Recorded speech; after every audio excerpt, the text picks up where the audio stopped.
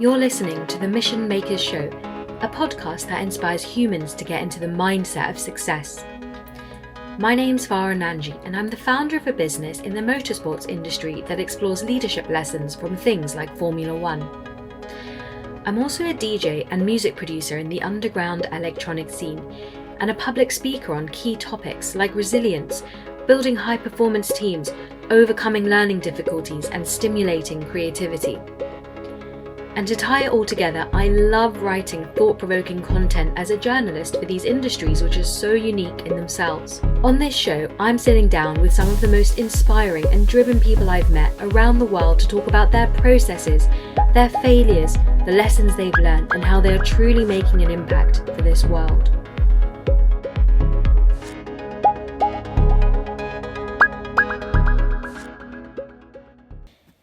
For today's episode, we're joined by probably one of the smartest people I know, Damon Bradley. Damon is a leading scientist and engineer at NASA, where he manages a team centered heavily around innovation and high performance. He also happens to be a killer techno DJ, and that's actually how we met at the Movement Festival in Detroit a few years ago. In this episode, we talk about his journey towards working for one of the most high-profile agencies in the world, his voyages of self-discovery through a deep sonic exploration of techno, and his experiences of being in the US during a crazy 2020. So we'll start with, the beginning, because obviously you do some really interesting stuff, and I'd love to know, how did that even kind of come into your life? How did you discover your passions for these things? All right, so let me answer your first question. I guess how did I find my passion? I would say I have multiple passions. Probably the two strongest are music, and the second would be more of an amalgamation of engineering and science, particularly space science, space technology, space engineering. So I'll start with probably, guys, they both go back to when I was a kid. All right, I'll probably start with music. Music started particularly with techno. When techno was first created, so a lot of the Detroit music was actually being played in Philadelphia, where I'm from, right? So that's why I was born and raised back in '79. I'm getting old, all right? When I was 3 years old, I remember my older brother playing Power 99 FM. That was like the main radio station that played like hip hop, R&B, so forth. And they played a lot of electro, and they were playing some of the beginnings of techno. So I would hear Africa Mabata. I would hear what you call it, Clear by Juan Atkins. I would hear some of those older tracks that came out. Even Kraftwerk. All that stuff would get played on the radio. And I remember in particular, my brother played. It was an Africa Mabata remix of Kraftwerk's Numbers, and there was this sound effect. Well, not sound effect. It was a sample where you had this robot voice counting in different languages, like uno, dos, tres, cuatro, is mi sanchi. If you ever heard the Africa Bombada remix of that, it sounds amazing. And I was 3 years old. I'm like, what the heck is this? I'm like, it's a robot voice. Like, it sounds so cool. And I think at that moment, that's when I think the spark hit. And I was just like, you know what? I actually like these sounds. And my perspective as I got older was, I got myself a tape recorder, and my perspective was always about sound. It was like sound effects, things that sounded cool. So I would record my video games. I would record myself making sound effects. I was a fan of Police Academy, so that one guy that made all the sound effects in that movie, like, I thought that was pretty cool. So whatever it sounded good, I made tapes of it. And I mean, I was as young as like 5, 6 years old. My other oldest brother, I had two brothers, both older than me. One of them gave me a tape recorder before he moved out and started his life on his own. And with that tape recorder, I just recorded everything I could find. And that started my passion of music. Right, and that just led to me discovering techno, house, trance on Drexel University radio station as I got older, and the rest was just a love affair. I just kept going with it, right? I think on the engineering side of things, was actually had to deal with my sisters, right? They would have their textbooks that would be leaving. They would leave textbooks around. I remember there was a physics book and there was a science book. Physics book basically had it was you could tell it was from like the 1960s because it used outdated chauvinistic language. It was like chapter 1, man discovers such and such and such. Chapter 2, like men used the power of friction and ice to, to discover new things. It was just weird, right? And I thought it was funny and silly at the time. It was an older book, but the good thing about the older book is when you got into the explanation of things, it was very clear. First principles physics. So I was honestly, I was about 6, 7 years old at the time going through this physics book. Some summers I'll be bored. I wanted to do experiments. I started going through the physics book, started doing experiments. That's how I learned circuits. Taught myself on electric circuits, current, voltage, all that. Started learning about gravity when I was a young age, and I started learning about space. And the other textbooks that my sister was leaving around, the science book that actually had actual NASA images from Voyager 1 and Voyager 2 spacecraft. Like those would get published right into the textbook, and these were pictures of planets. At the time it was Venus and Mars, and then there was a couple of faint images of Neptune, and Jupiter. And I'm like, man, this is really cool. Like, and they had all this information about the planets, and it really captured my mind and imagination at the time. So simultaneously, love for the music and love really for astronomy and astrophysics started growing at the same time. And as I got older, I started getting more involved in computers, more involved in math. And then that naturally lend itself to engineering and science. And I've pretty much been the same person ever since I was a kid. It's like I basically still play with the same stuff that I played with when I was a kid, but now I just paid big bucks to do it. But it's all the same thing. It's all been consistent the whole life. I was going to ask you, if you think you chose it or it chose you. Do you have any opinions about that?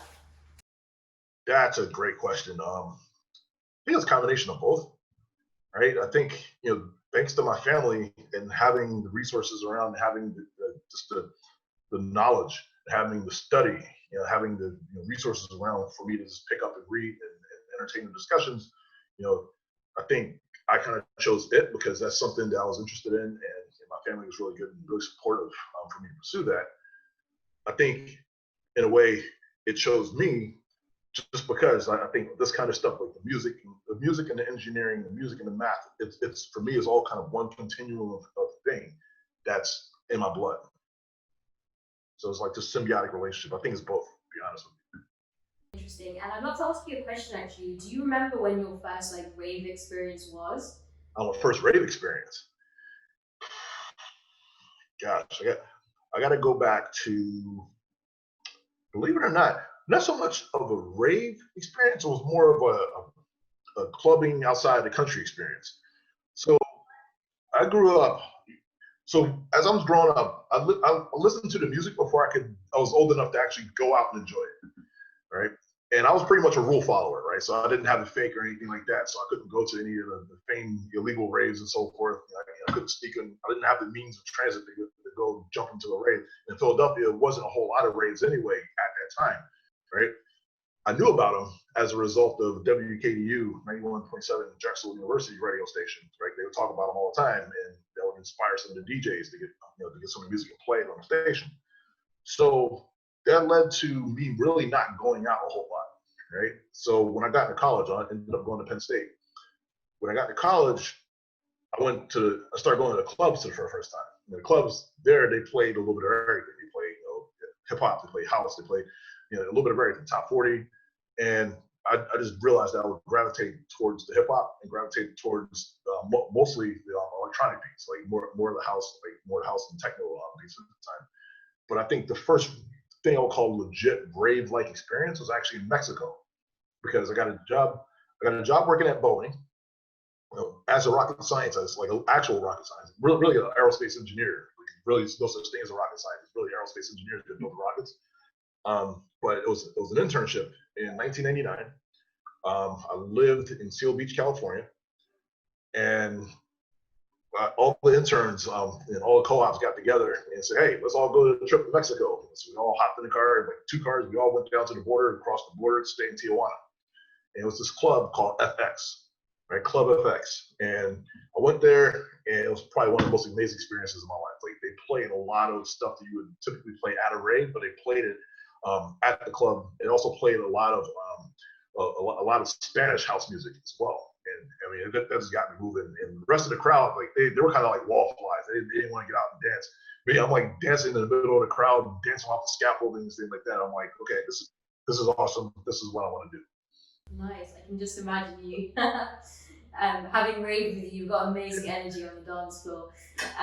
So, what do you think today drives you, and how would you define success? Wow. Gosh. So now it's like, I'm going through my midlife crisis, so to speak. Right. So the things that drive me, really is, I believe I have a mission for a number of reasons. One mission is to try to connect as many people as possible, to try to expose the music that's been good to me, to expose that to as many people as possible. The science and engineering, that perspective, that's become a philosophical perspective. Understanding our place in the universe has really helped me as a human being really understand my place on Earth and how people should relate to one another. And so with that, that's my mission. I feel like I want to share those things, right? It's actually kind of similar to Jeff Mills, believe it or not, because right? Yep, that's right. Yeah, actually, yeah, I got to send him an email, wish him happy birthday. He's a really cool guy. I actually got a chance to work with him. I actually did a closing set for him last year at the the NASA NASA Apollo anniversary. There's this event that happened in DC, and I actually was a closing DJ for that party, and I got a chance to meet him and talk to him.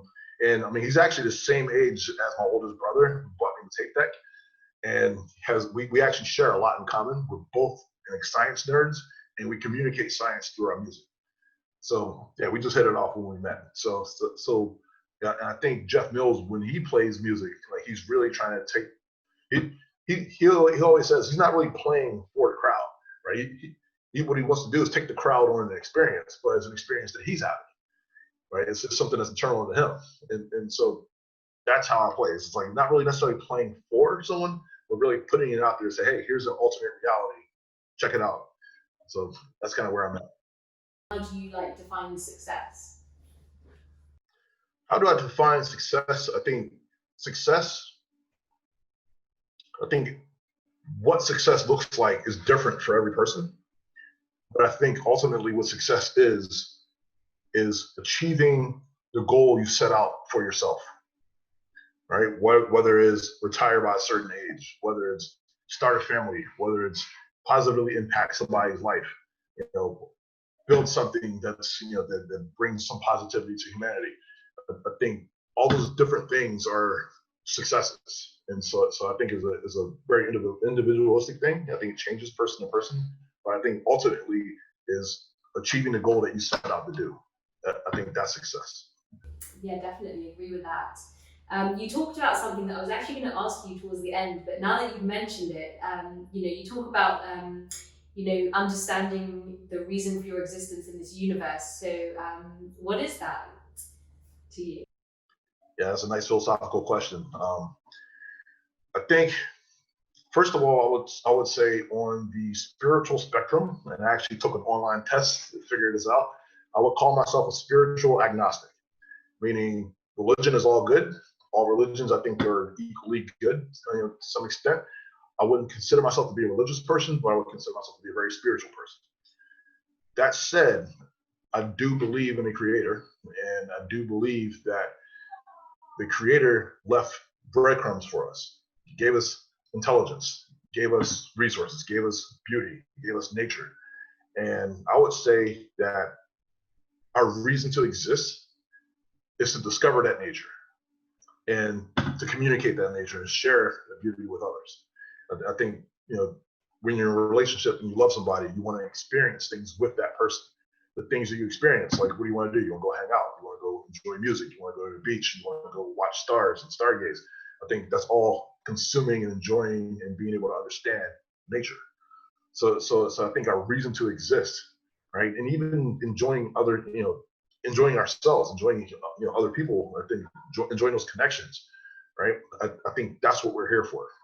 I think really is just to enjoy the beauty of creation itself. I think that's the reason, at least that's the reason I'm here, the reason why I exist. Do you believe something else exists after this? Oh yeah, no question. I had a number of experiences. First thing is kind of a fresh wound. this month is the 1 year anniversary of the passing of my mother. And she died last June, right? And we always listened to music together, right? I mean, she was always supportive of electronic music. I mean, you can imagine, Black women from South Philly, who's, she passed at 77 years old, so she had, she was 37, she was super hip. Like, she loved music, loved to dance, right?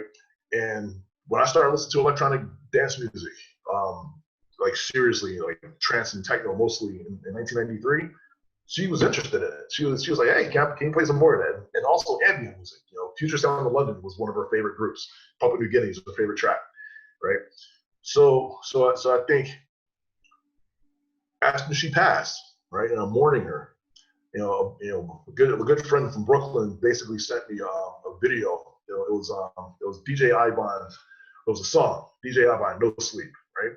And he was playing it in the background, and he actually had it on his phone. He took a picture of he was taking a little video. He was sitting on top of his apartment, right, or his condo. He was taking a video on top of his apartment, looking at the sunset in the background, right? And he took a video of that and had Ivan No Sleep in the background. He was like, just, drinking some alcohol and toasting my mom, right? And he pointed to that sunset, and one of the most beautiful things, when he sent it to me, like, I just broke down, right? He was like, see that sunset right there? Beautiful sunset? He's like, that's your mom right there. She's looking down on you, right? And that really touched me. And the peculiar thing about that was that that's a vision that I had before he even sent that to me, is that my mom is traveling, and she's traveling into her light, right? And it looked exactly like that sunset. So I'm like, yeah, is there's more to existence of me?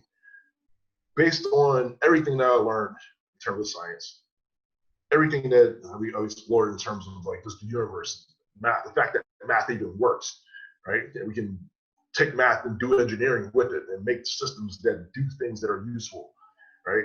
The fact that we actually go out and enjoy nature, right? And we gravitate towards that, right? The fact that regardless of your religion, that there's some urgency, there's some urge to really understand beyond your own existence. The fact that the universe is so big, there's so many galaxies and stars and planets, and I mean, so many different possibilities, exoplanets that are being discovered and so forth. I think it would be foolish to rule out anything else other than yes, there is something after our life. What that is, have no idea. Are we even able to observe it? No idea, right?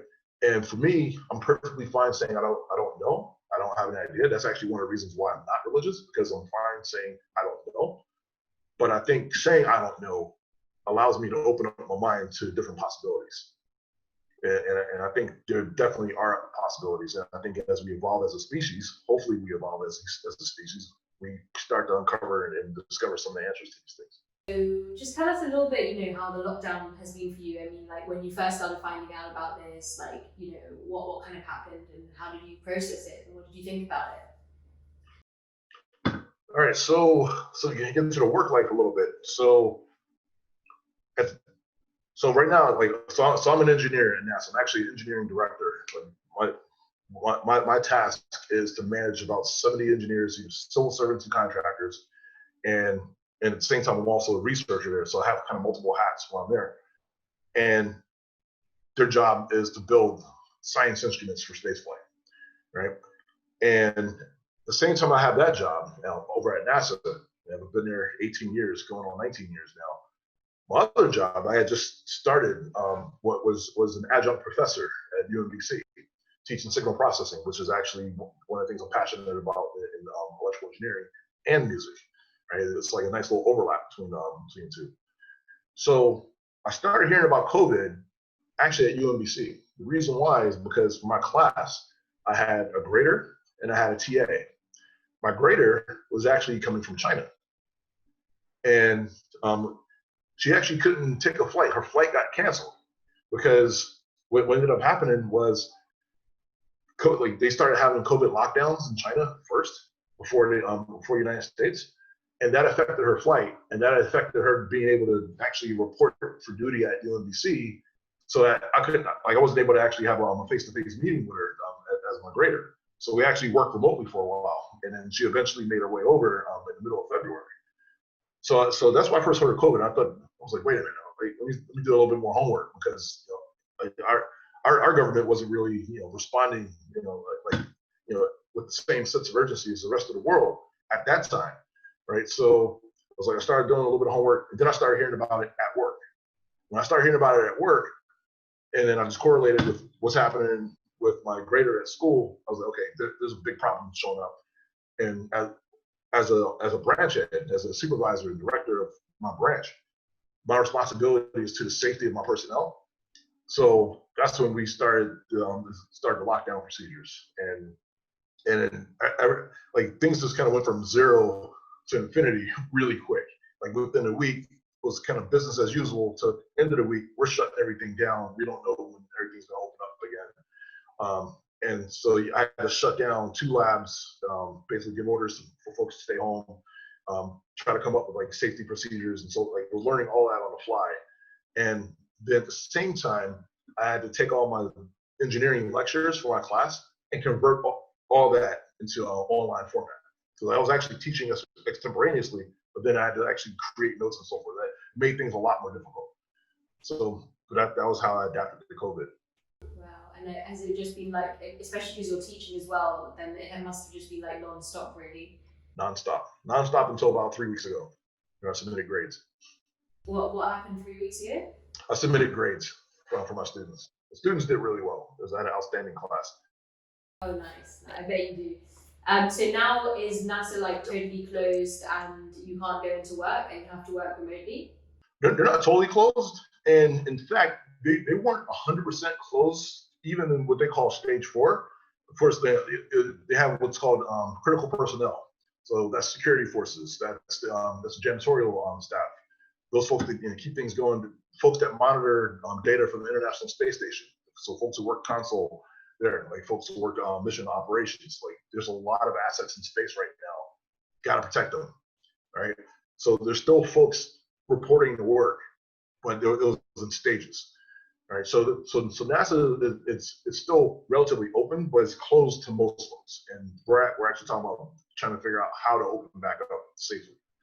Imagine working in a lab environment where you have recycled air and humidity control, right? And then the lab benches are in close proximity to each other, right? The benches are about 2 meters in width, right? And then they're all right next to each other, and we all have projects on them. And I mean, one instrument we're close to delivering to the Japanese Space Agency.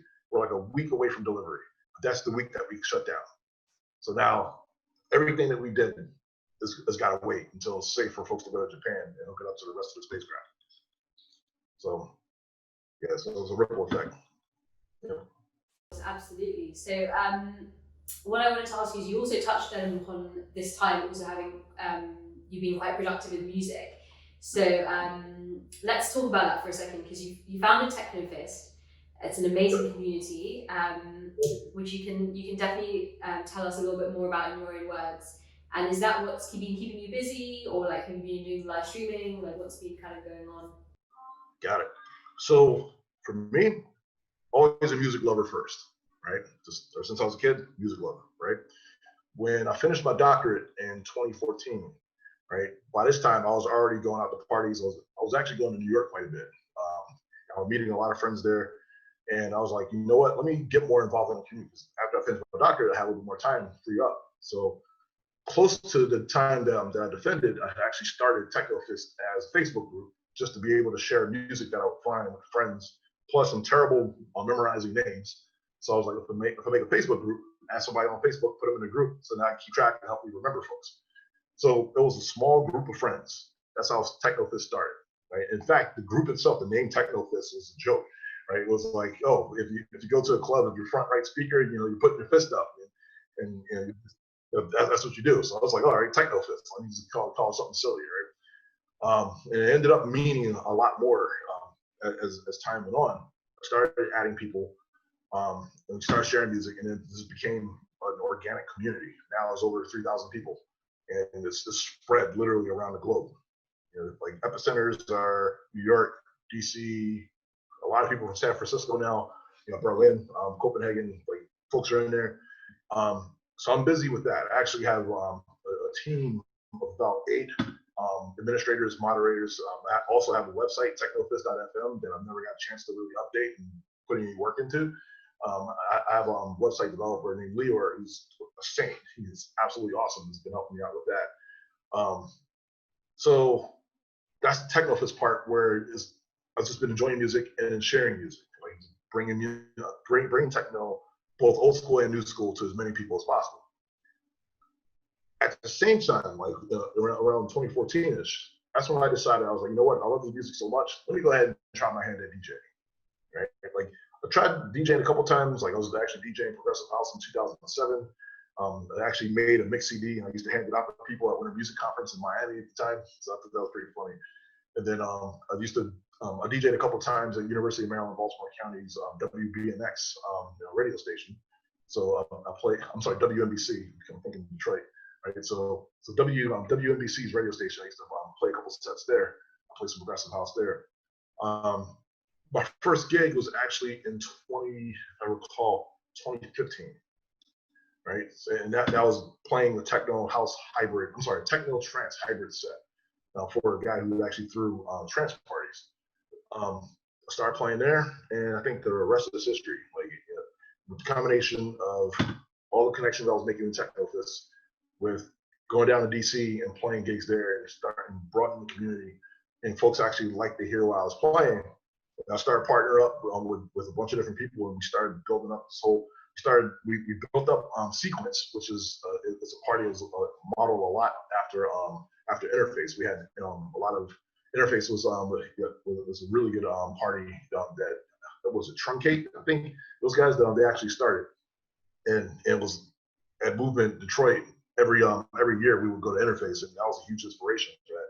So we started Sequence, and that's actually been hugely successful. I actually retired from those guys back in 2018, so I can go off and do additional ventures, right? But we started that, and at the same time, I started building up a DJ career, right?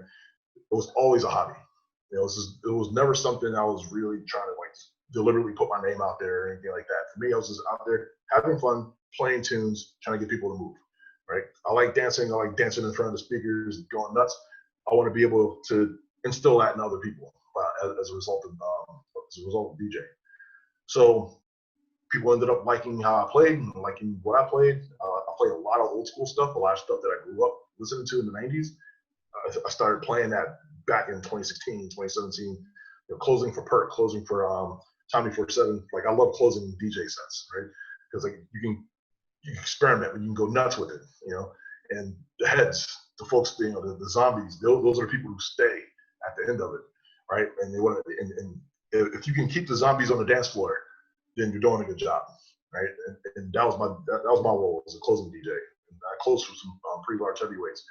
So I just started having a lot more fun, having a lot more influence, and then the DJ career ended up becoming really good.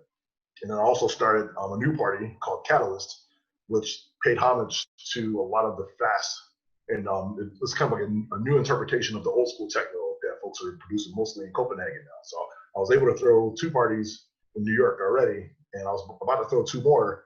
One was actually on the weekend that we shut everything down, when the lockdown in the United States. That was in New York. Lost some money there, and so I'm not going to reveal who we were going to have. Well, actually, I already revealed it. We were going to have Mr. Free from Copenhagen, and Adalia from New Orleans, and supported by a lot of local artists from both DC and New York. I'm not going to reveal who we're going to have in April, though, because I never made the flyer and sent that out. I had March, April, and I had a party planned for May as well. But then COVID wiped it all out. Yeah.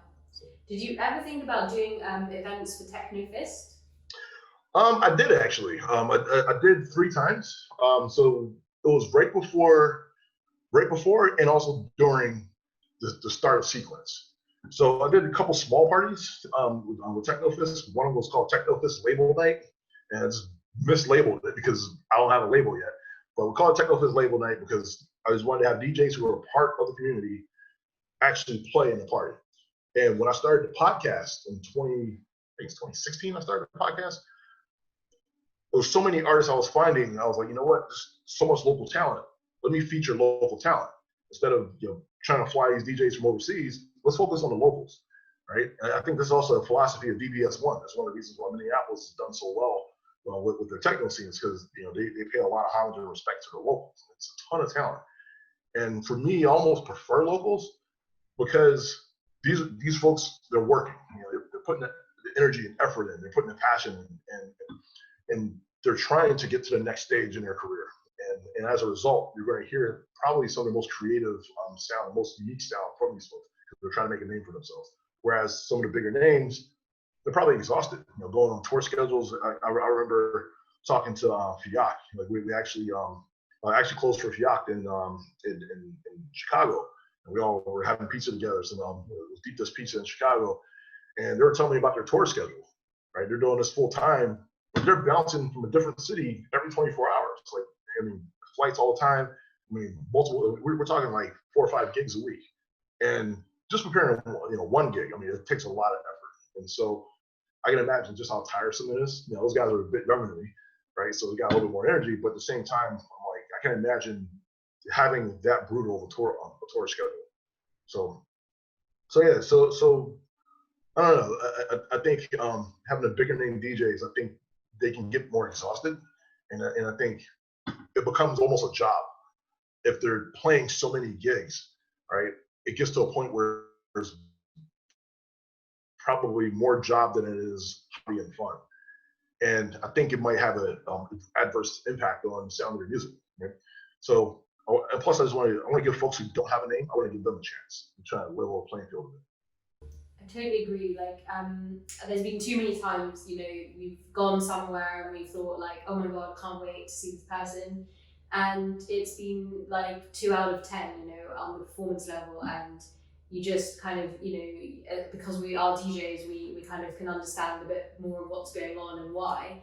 But yeah, but also equally, as upcoming and local DJs, we know how much effort we put in.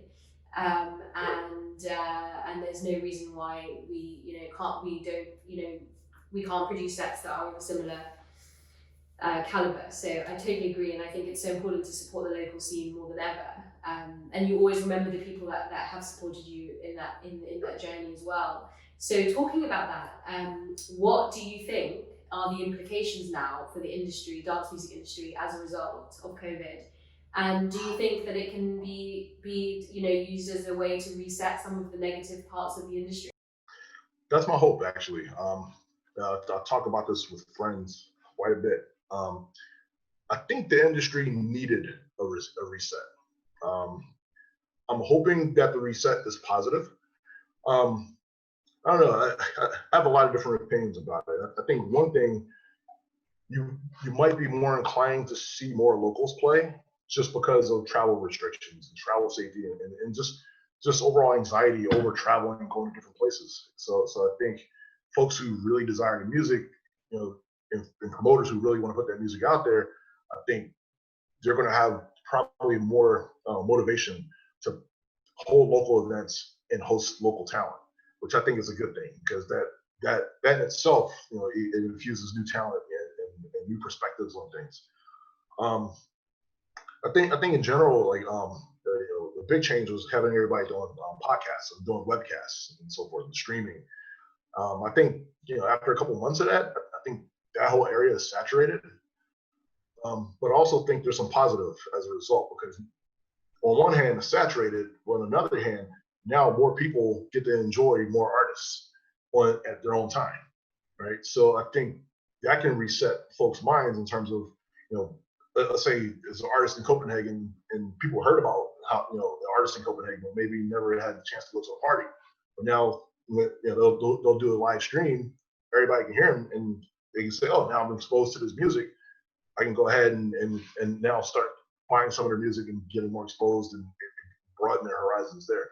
So I think that's a big positive. I think more exposure to music, different sounds, I think is a really good thing. And I think all of these elements lead to a general reset of the dance music industry.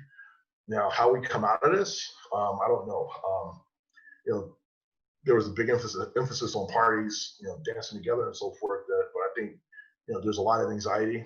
I mean, it's not safe to do so yet. Folks should be quarantined right now. Especially, and folks should be looking at data. Folks should be looking at the 1918 data, for example, in different cities, particularly in the United States, where you can see how different cities had different policies about shutting down and reopening, and you see the folks that are on not the folks, but the cities that reopened had a much broader second wave, for example. And I think we're starting to experience that here in the United States because folks are eager to open things up. You have so-called quarantine fatigue. So I think we're going to be riding a couple waves of this, right? If not just in the United States, everywhere else, right? So, and I think that's going to have an impact on bookings. It's going to have an impact the longer this draws out. I think it's going to have an impact on preferences.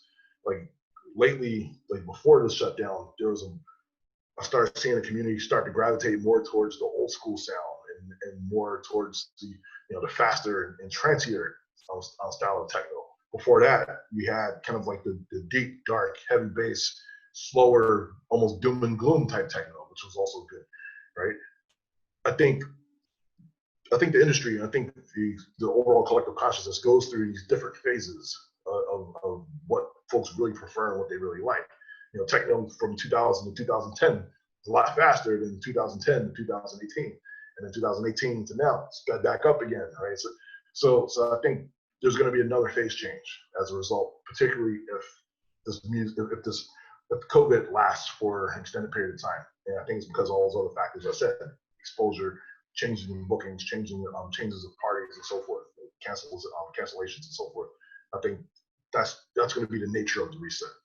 So I'm really curious to see what's going to be the outgrowth of this.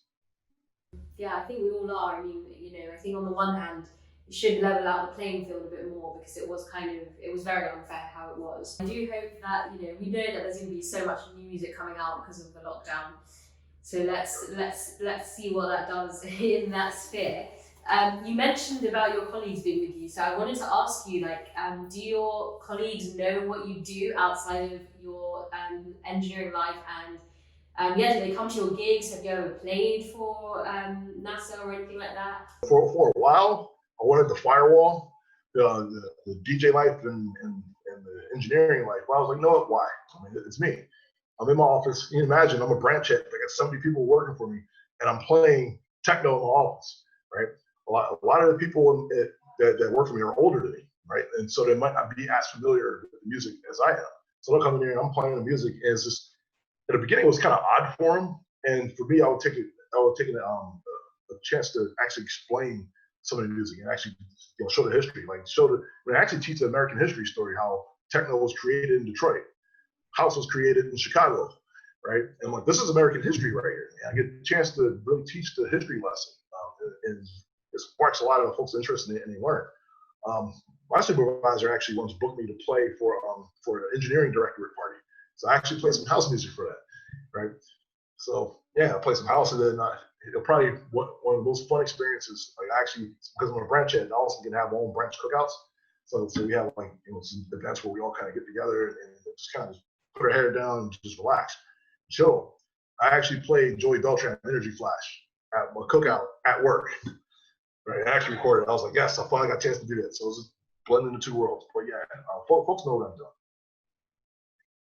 That's great. Actually, it's quite funny because I was just adding you on LinkedIn earlier, and I saw that I just clicked on NASA or something, and it said something like 15 of your of my friends who've gone to the same studied in the same place work at NASA, and that place was Berklee College of Music. And I was like, wow. And then I started clicking on them, and I was like, that's just amazing. Like, there must be a lot of music heads there. Super interesting. I have a couple of questions about this kind of stuff. And so I just want to talk a little bit about the future. What do you think this planet will look like in 10 years, 20 years, 30 years from now? And how do you think we can support the population growth that's been obviously ridiculous?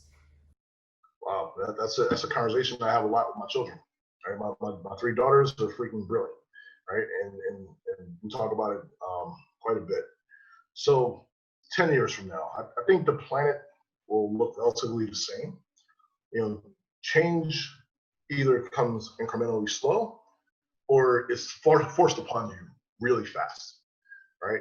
I think this COVID situation, if it lasts much longer, is going to force a big change in how we interact with each other, like how we do business, how we conduct business.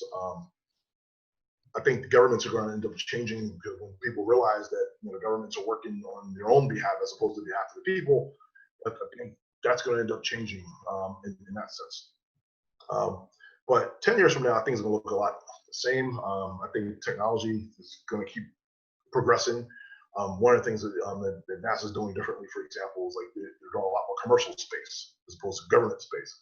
So there's going to be more applications of folks using space for business, for example, right? So that's going to change the landscape of what you can use space and space exploration and Earth observation from space for. But that'll definitely change. That has changed a lot in the last 10 years.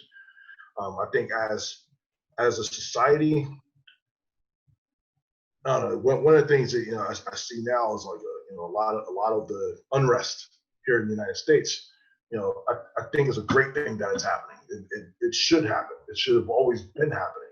It has been happening in different forms. I think this is one of the cases where positive change happened incrementally, but not fast enough and not effective enough.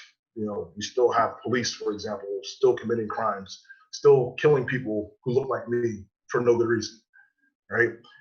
So to stop that, right? To have a positive change in that, when people will listen when change is forced upon them. So when you're going to have riots, when you have millions of people marching in the street in multiple cities at the same time, that's forcing governments to listen, and it's forcing some change. I think some of that positive change has to be forced, because otherwise folks just get complacent with the status quo, right? So I think 10 years from now, you might see some positive change there. 20 and 30 years from now, really tough to say. Really tough to say. It depends. I mean, one of the things I always argue, being a technologist, is that within the last 100 years, we've had an unprecedented explosion in technology that the likes of which humanity has never seen for the entire existence of humanity. Like, you just look at the invention of the transistor in the 1950s and how that led to microchips that's inside of all our devices today, where we can instantaneously use to communicate with each other, right? That kind of progress, technical progress, has not happened at a rate like that at any other time in human history, right? I think at some point that's going to plateau, because the change that needs to happen right now, biological change, mental change. We got to change how we interact with each other. We got to change how we see each other. We got to change our economies, like how we interact with just commerce, for example, right? Like, those are the society needs to change at the same scope and the same amount that technology has evolved and changed for the better. So I think that's what needs to happen, and that's what I'm hopeful that will happen in the next 20, 30 years.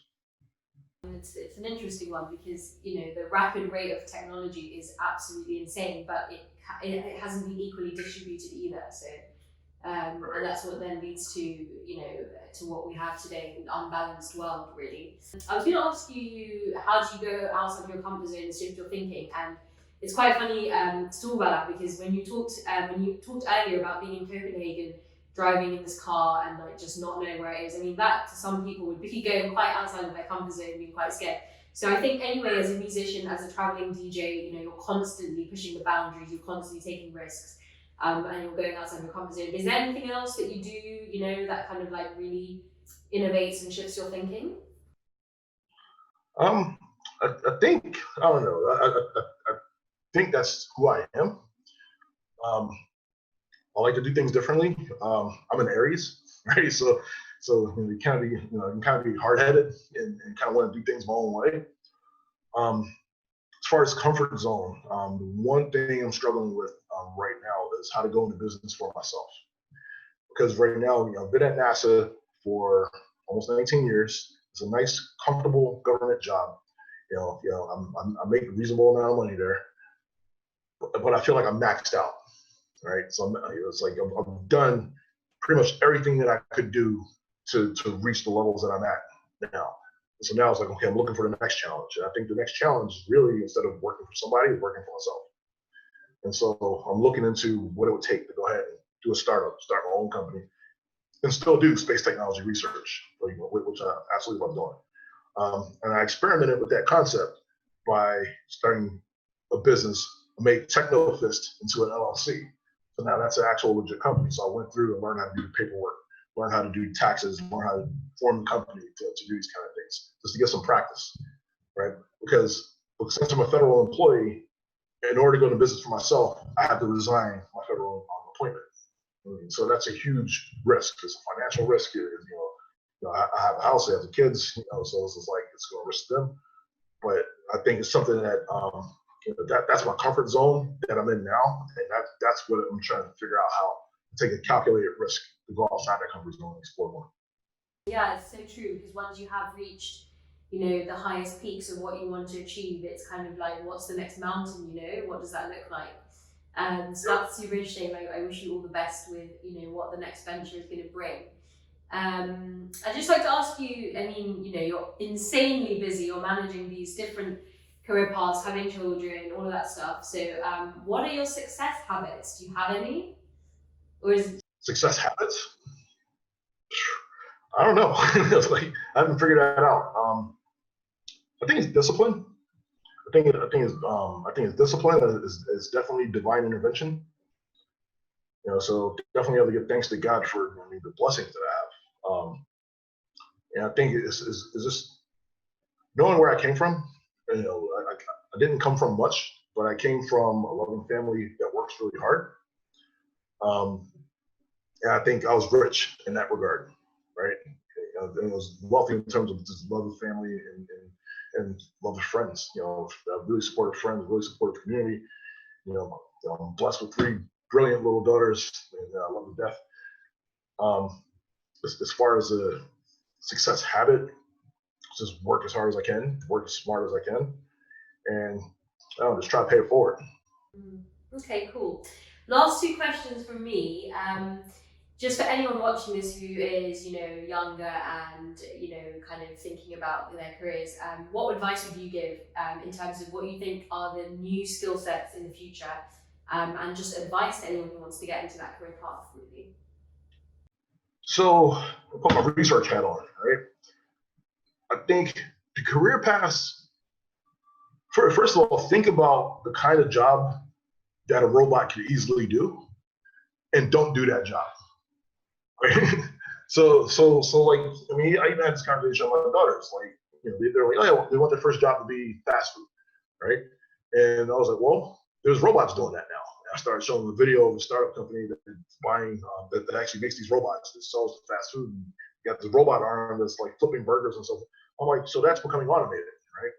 So there's going to be a lot more of that, right? There's going to be a lot more automation. There's going to be a lot more, even like data science, machine learning, pattern recognition. That's all stuff that I did my doctoral research, and I'm seeing that now being applied to just about every single aspect of life. So I think you got to stay ahead of that. I think my advice to younger folks is, given the trends of what you see now, try to extrapolate, try to figure out, okay, 10 years, where is this stuff going to end up, right? And then try to get ahead of that, right? So skill sets, definitely everything on a computer.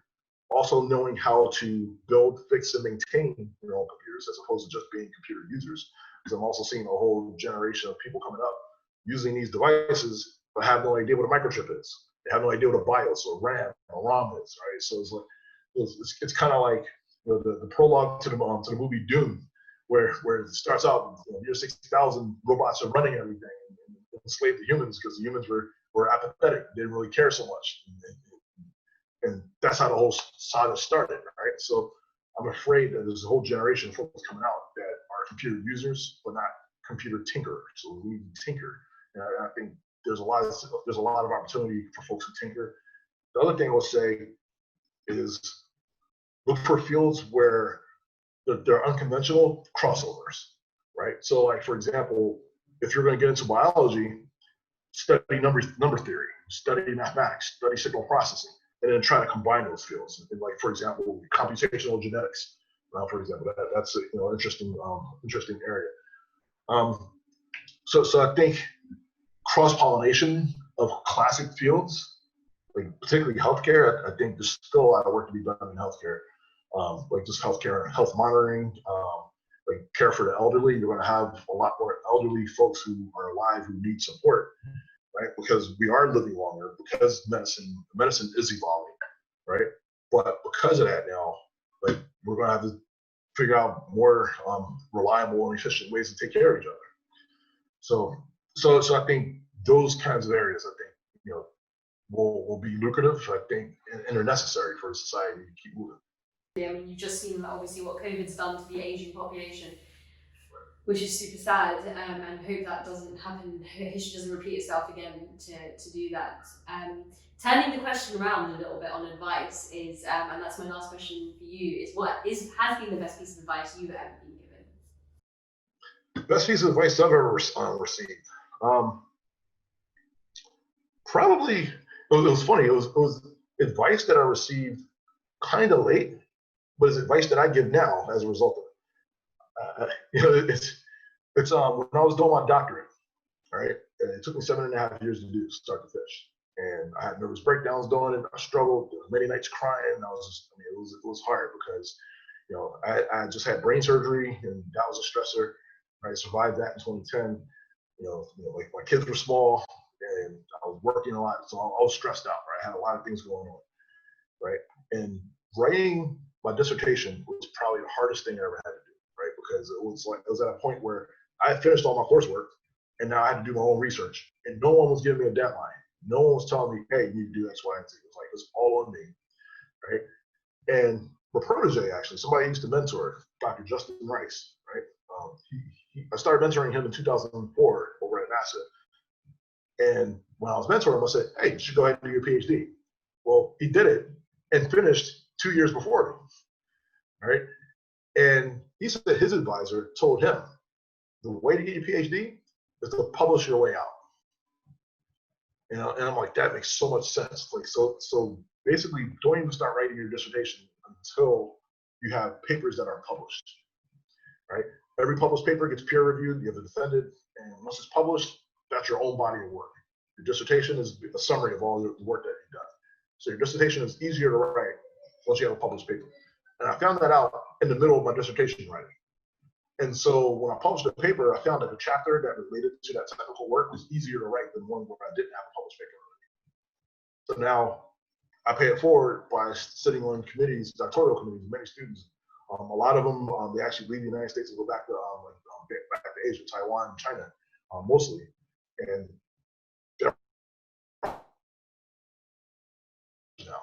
so I had about probably 13 students that I've mentored ever since I finished. And I tell them the exact same advice, and they all do really well. Yep. So that's probably the best piece of advice that I've ever heard. What I really loved about Damon's story is just the amount of passion and dedication he put into working for his dreams.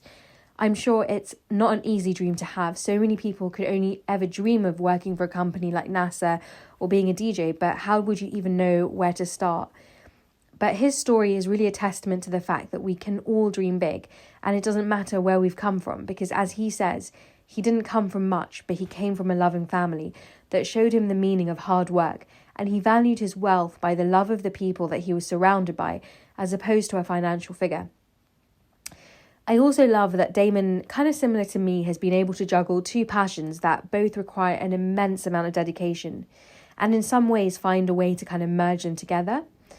And I know that he does get to use an amazing array of those spatial frequencies from his work at NASA. So if you are interested in hearing how that sounds, do be sure to check out his music, which will be in the bio of this episode. Thank you so much for taking the time out of your day to listen to this episode. I hope you're leaving with some great inspiration that can help you with whatever you want to achieve in your life. If you enjoyed today's episode, be sure to subscribe via your favourite podcast platform so you can be notified when a new episode is posted. It would also mean the world to us if you could rate and review the show and share it with your friends so we can reach as many people as possible. If you want to reach out to me as well, you can get in touch directly at dj.n1nja on Instagram and Twitter. That's dj.n1nja, and also at Mission Makers on social media. Thanks so much again for listening. Until next time, Mission Makers, stay safe and have an amazing week.